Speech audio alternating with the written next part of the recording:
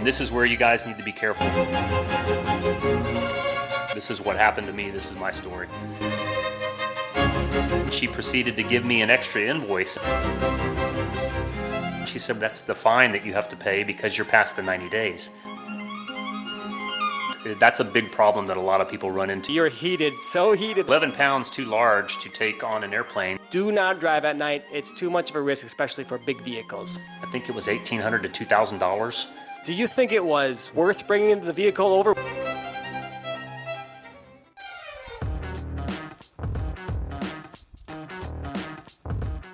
I am lucky to be joined by a person with a fantastic story telling us something that I think a lot of people are interested in knowing. So let's go ahead and get some details from him about where he's from and where we are now and how long he has been here for. My name's Corby Walker, 50 years old, originally from the Central Texas area, just north of San Antonio. Moved down here last August with my wife and my 2 kids. So we're just past our 1-year anniversary here on Roatán, Honduras.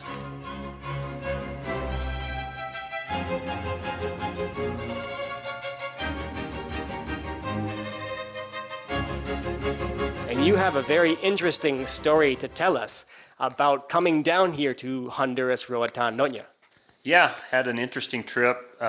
We have a dog that was too large, 11 pounds too large to take on an airplane. So that 11 pounds cost me 1,800 miles in 5 days driving down through Mexico-Guatemala and to Honduras. So let's tell your story because it is very fascinating. I really enjoyed hearing it before this.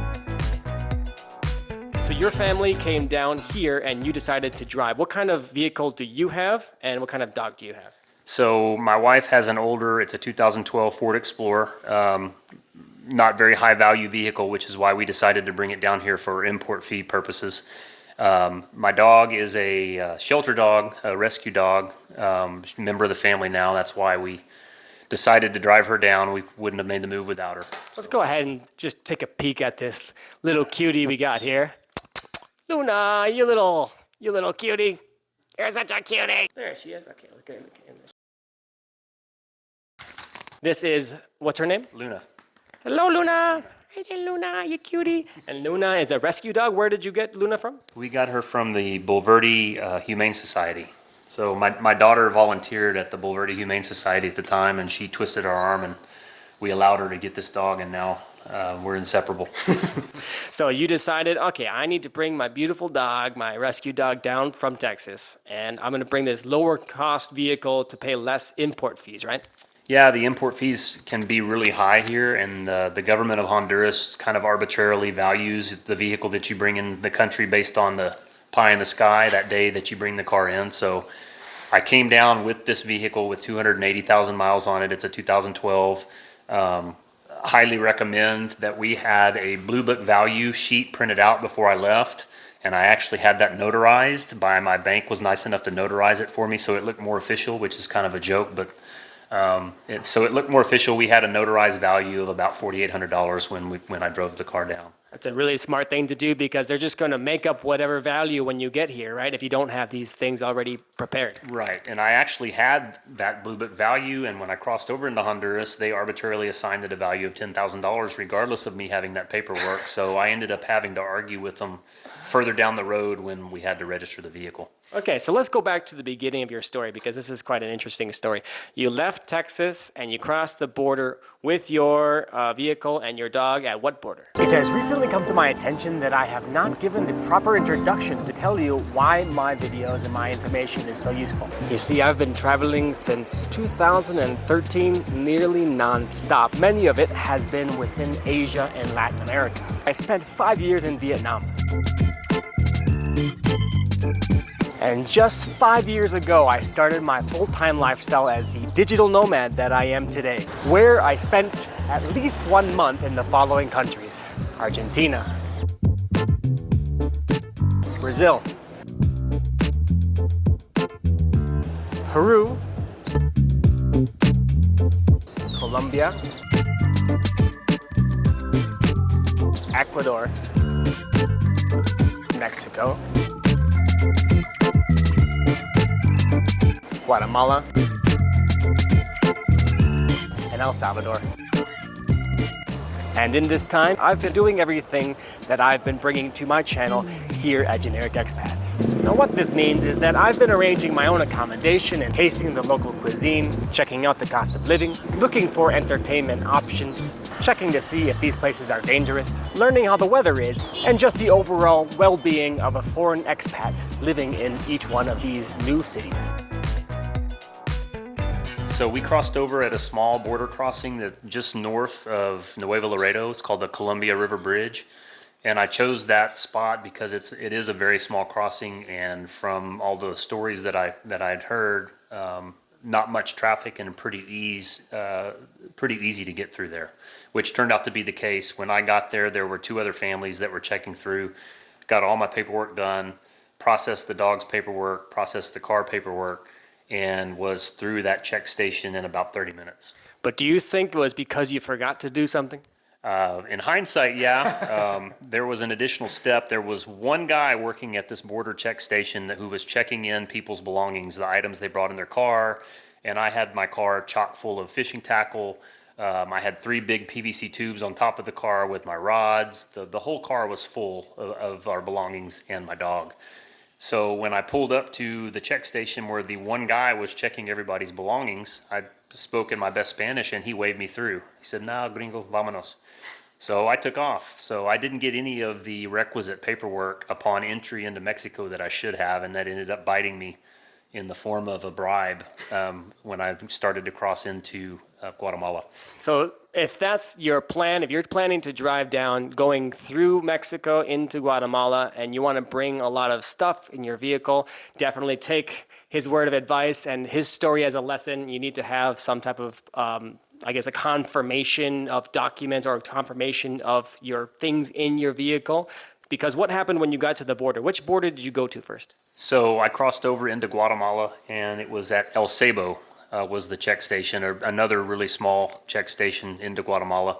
I got there about 1 o'clock in the afternoon. But before I got to the Guatemala check station, you have to check out of Mexico. So checking out of Mexico, everything went fine. I went inside the building, did all my paperwork with me, with the car, with the dog.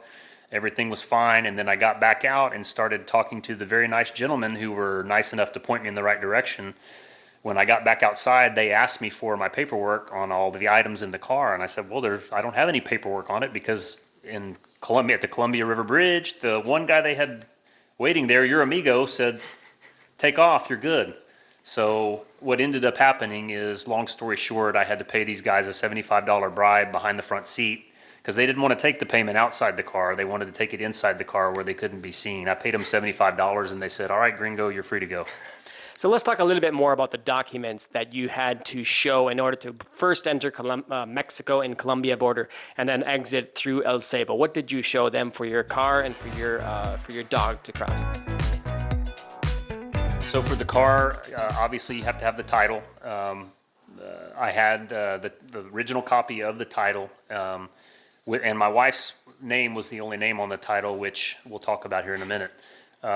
The original copy of the title, you had to have insurance, and then at the border you secure what's called a Mexican insurance. You have to secure Mexican insurance on your vehicle while you're driving through Mexico. Show all that paperwork for the dog. The dog had to have all of her shots, and what you'll want to do there is work with your veterinarian to work with the consulate here in Honduras to make sure that the dog has all of the shots they need to get into the country, as well as being chipped. To bring a dog from the United States to Honduras, they have to be chipped. So if your dog isn't chipped, you have to get that done before they're allowed in the country. Okay, that's good information to know. I didn't even recognize that the dog was chipped in. That's a necessity.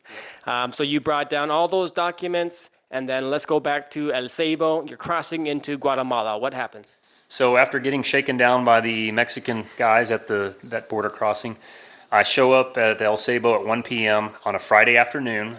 Keep in mind, this check station is closed over the weekend, closed Saturday, Sunday, so these guys are already having Friday siesta. 1 o'clock, I show them all the paperwork for the dog. I show them the paperwork for me personally, and then we get to the car paperwork, and I show them 14 pages of documentation on the car. Unbeknownst to me, even though I'd done my research, I didn't have a letter that was notarized in the States giving me permission to take my wife's car into Guatemala. Because your name wasn't on the title. My name was not on the title. So the Jefe was there and was not going to let me pass. He kept saying, no pase, no pase. And this is 1 o'clock. By this time, it's 2:30 in the afternoon. The sheep and the goats at the border check station are already circling the car. The car's running, the dog's in the car, and I'm flipping out.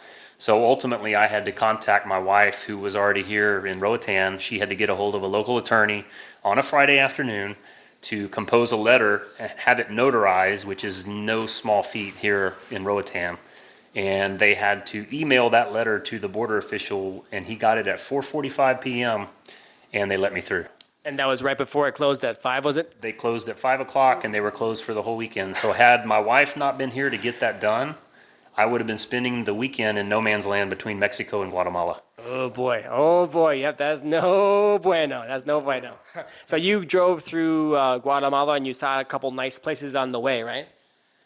No, not really, because by the time I got out of the border check station, it was late afternoon. So the first thing I saw when I left the border was 3 cops who stopped me about a mile in from the border check station. At which point I was already fuming angry that I spent 4 hours sweating my butt off at the border check station. Yeah. 3 cops that were maybe 21, 22 years old stopped me and started asking about all of my stuff in my car. And I proceeded to tell them, you need to go ask your amigos at the border check station. I just spent 4 hours there. Yeah. Okay, gringo, vámonos. So they let me go. You're heated, so heated. Pretty heated. Oh, that's a bit too hot for us.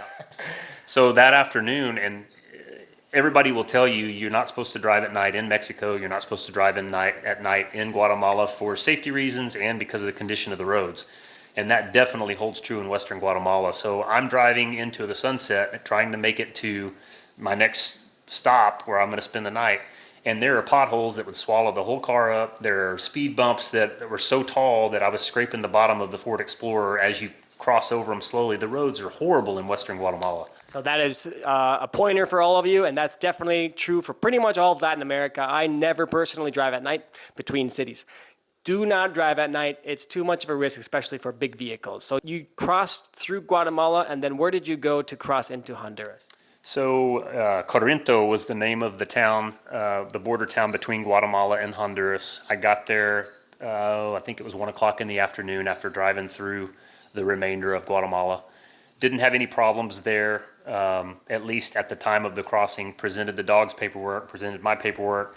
It did take a little bit longer. It took about 2.5 hours at the border to get everything processed, and then I was on my way headed to La Ceiba. So from La Ceiba, for those that don't know, to come to this island, you need to go in a ferry yourself or fly. And then he had his car, so he had to send it in a form of transport. What company did you use to send over your vehicle? I believe it was island shipping that I used. So yeah, as you said, you can't get on the ferry with your car. So you have to check your car into a ferry. Then I took a taxi directly from the ferry shop, the ferry stop where I checked my car in, took a taxi over to the People Ferry, and then got on the People Ferry with my dog. They don't let you bring your dog physically on the ferry with you. It can't sit in the seat with you. So they crate your dog. They put your dog in a dog crate, and the dog goes into the cargo area. So here's another word of advice. They don't provide bowls with any water for your pets when they go down into that cargo. And we crossed over in August. It was 100 degrees, pretty hot. So I took a bowl and filled it full of water and put it in the crate for our dog. Definitely a good tip if you're bringing your dog over. Keep some extra bowls and some water and some food for your pet. Did you take Galaxy Wave over to cross? Yeah, it was a Galaxy Wave ferry. By the way, Galaxy Wave sponsored my motorcycle to be sent over here to Roatán. So thank you, Galaxy Wave, and awesome services from you guys. Thank you so much. So let's talk about when you arrived to the Roatán Island. You had to do something with your vehicle, right, after that? So showed up on the island on the ferry. The vehicle showed up a couple days later. Went and picked up the vehicle from the ferry or from the shipping company. No problem. The rule here is you have 90 days from the day your vehicle enters with foreign plates in order to register the vehicle. So I drove around for the first 60 days or so, and then I ended up going to the customs office and asking the customs office, hey, what do I need to do to get the vehicle registered? They proceeded to tell me, don't worry about it now. Come back about a week before the 90 days up, and we'll take care of you. And this is where you guys need to be careful. This is what happened to me. This is my story. I came back about 4 days before the expiration, and they proceeded to tell me, well, everything's good, but we had a problem. When you crossed over the border, they registered your vehicle as a truck instead of an SUV, so we need to have it reclassified. And I said, okay, no problem. I'll just flip the switch in the system and reclassify it, and we should be good to go. Oh, no, that's not that easy here. They have to do it at the border. So where you crossed over in Corinto. So I said, okay. She says, come back next week and we'll take care of everything for you. So I showed up the following week, and she proceeded to give me an extra invoice. And I asked what the extra invoice was for, and she said, well, that's the fine that you have to pay because you're past the 90 days. And I kind of shook my head. I'm like, well, I'm past the 90 days because you guys had an internal problem and you misclassified my vehicle when I crossed over the border. So why do I owe a fine?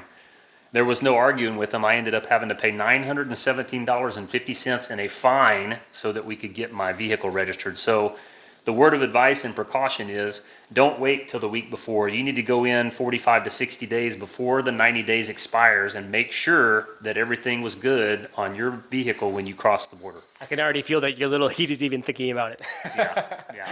Definitely a difficult thing. I have been heated myself trying to bring my bike over the borders, and I can totally tell. Like, you probably, the first thing you're thinking of is, I wonder if they did their job correctly, right? That's probably not your first thing to do, but you definitely should try the best you can to look over all the information on the title or on the import papers or on the papers that you're given, right? So you had to pay an import fee on top of this fee, that the overstay fee, right? Right.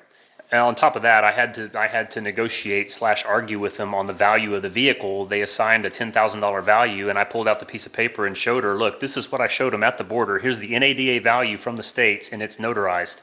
I need y'all to reduce the value because they charge you 20, 25, 30, depending on how they classify your vehicle. They charge you a large import fee on the value of the vehicle. So I ended up paying, I think it was $1,800 to $2,000 on a $5,000 value vehicle, plus the $917.50 fine to bring that vehicle over. Kind of got squished in the situation. Sure did. Yep. And you have no say. There's nothing you can really do about it. Right. So overall, do you think it was worth bringing the vehicle over? Would you do it again? Would you suggest people not to do it? What is your point of view on it? I would probably not do it again, except for the fact that we needed to get our dog down here. And that's a big problem that a lot of people run into, is how to get their pets here to Roatán. So aside from that, really the only other way to get a pet here is to hire somebody else to drive your pet here, or to charter a private flight, which is $15,000, which, you know, if you split with 2 other families, it's still $5,000 to get your pet here. Oh boy. So there's very limited ways to get larger pets here to Roatán. Well, this is definitely a very interesting story. I didn't realize that bringing pets over was quite so complicated. I know that border crossings are complicated, and especially if you have limited Spanish, it makes things more difficult overall. But yeah, that was quite the story. As you said, you probably wouldn't suggest taking vehicles if you didn't have a pet. Is that your point of view? There's plenty of vehicles that you can buy here. You can buy vehicles on the mainland that were salvage vehicles in the States. A lot of what they do here is they'll bring in salvage vehicles, they'll fix them up on the mainland, and they'll sell them to the gringos here on Roatán. And that's a whole nother video, and being careful on what vehicle you're buying here. Because where do they usually come from? Are they sold in La Ceiba, like the nearest city, or? You know? La Ceiba, San Pedro Sula. A big source is San Pedro Sula. Any major city in Honduras is a big hub for them repairing vehicles that they bring in from the States.